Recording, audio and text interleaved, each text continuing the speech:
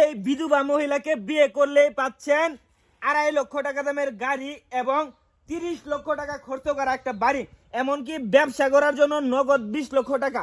বিস্তারিত শুনবো আমরা তাদের মুখ থেকে। আচ্ছা আপু, আপনাকে যে বিয়ে করবে আপনি তাকে কি কি দিবেন একটু বিস্তারিত আমাদেরকে একটু জানান।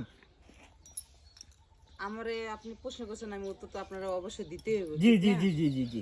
এখন আমি তো বিধবা নারী, এটা তো আপনারা জানেনই। জি জি জি জি জি। এখন আমার তো গ্রামের লোকেরা কেউ বিয়ে শাদী করবো না। জি জি জি। বিধবা নারী তো কেউ বিয়ে করতে চায় না। আজকে বিয়ে করছে, আমার ভাই মারা গেছে, কালকে আবার আরেকজন বিয়ে করলে আমিও মারা যাবো, এই কারণে কেউ বিয়ে করবো না। আর আমার অনলাইনে আসা একটাই উদ্দেশ্য, যদি আমার কেউ বিয়ে করে সে আমার এই যে বাড়ি ভাবে দেখেন, বাড়িটা দেখেন, জি জি। আর এই যে একটা গাড়ি দেখেন আমার সাথে আছে, চাবি কিন্তু আমার সাথেই। এই এই এই গাড়িটাকে আপনার আগের হাজবেন্ডে চালাইতো? হ্যাঁ, এটা আমার আগে। আচ্ছা আগে আমার এই প্রশ্নের উত্তর দেন, যে আপনাকে বিয়ে করবে আপনি তাকে কি কি দিচ্ছেন এটা এটা আগে জানান। এই যে একটা বাড়ি পাবে, 5 তলা বাড়ি। জি জি জি। এই যে একটা গাড়ি, হ্যাঁ। 20 লক্ষ টাকা পাবে। ব্যবসা করার জন্য 20 লক্ষ টাকা দিবেন আপনি? ঠিক আছে, ভালো লাগলো। আচ্ছা, কিরকম পাত্র হলে আপনি বিয়ে করবেন একটু জানান আমাকে। কি রকম পাত্রে কি, যেমন আপনার দেখা যাইতেছে যে মধ্যম পরিবারে, যে এরকম আর্থিক অবস্থা ভালো না, যে আমার তো আছে, সবই আছে, আমার তো দেখতেছে না, আমার হ্যান্ড ক্যাশ টাকা আছে, বাড়ি আছে, গাড়ি আছে, তো ওর তো আর কিছু লাগবে না। যেমন মধ্যম পরিবার একজন হইলে, যেমন যে দিনের না দিন খায়, সে যদি আমার বিয়ে করে, তারা আমি একটা যে কোনো একটা দোকান সোকান দিয়ে দিব, সে আর এই যে গাড়িটা পাবে, বাড়ি পাবে, সে এই জায়গায় থাকবে, তার চলাফেরা করার জন্য যেটুকু সহযোগিতা লাগে আমি এটুকু হেল্প করবো।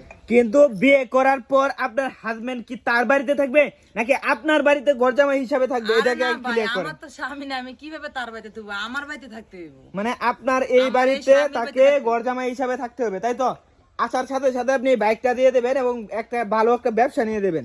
আর আমার এই যে হাজবেন্ডের যে স্মৃতিগুলো আছে তার মধ্যে আমি দিয়ে দিব, ঠিক আছে? জানি স্মৃতিগুলো থাইকে গেল, বুঝছেন আচ্ছা, না? পিছনে যে একটা যে গাড়ি দেখা যাচ্ছে, এই গাড়িটা মূলত কার?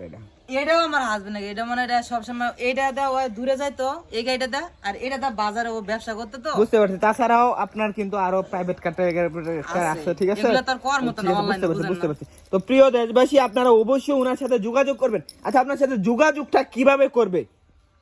আমার সাথে যোগাযোগ করতে গেলে আমি অনলাইনের মধ্যে নাম্বার দিয়ে দিব, ঠিক আছে? ওই জায়গাতে আমারে পাইবো ওরা। মানে অনলাইনে যে নাম্বারটা দিবেন আমি স্ক্রিনে দিয়ে দেব, এই নাম্বারটাতে কি ইমো নাকি হোয়াটসঅ্যাপ? সবই আছে খোলা, ইমো হোয়াটসঅ্যাপ দুটোই খোলা আছে।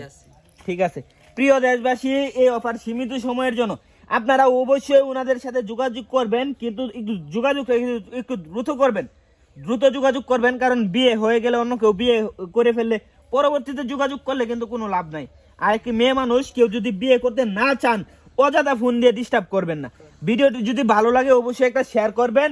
আপনি যদি নিজে না পারেন আপনার বন্ধুকে দেখাবেন, যদি পছন্দ হয় আপনার বন্ধু হলেও বিয়ে করবে। এই জন্যই ভিডিওটাকে শেয়ার করে রাখবেন। সকলে ভালো থাকবেন, সুস্থ থাকবেন, আল্লাহ হাফেজ।